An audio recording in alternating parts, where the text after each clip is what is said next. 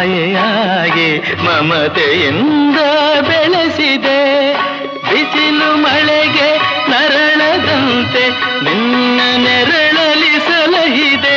ಆ ಪ್ರೀತಿಯ ಮನ ಮರೆವುದೇ.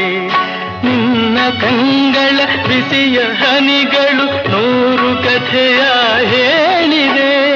ನಿನ್ನ ಪ್ರೇಮದ ನುಡಿಯ ಕೇಳಿ 100 ನೆನಪು ಮೂಡಿವೆ.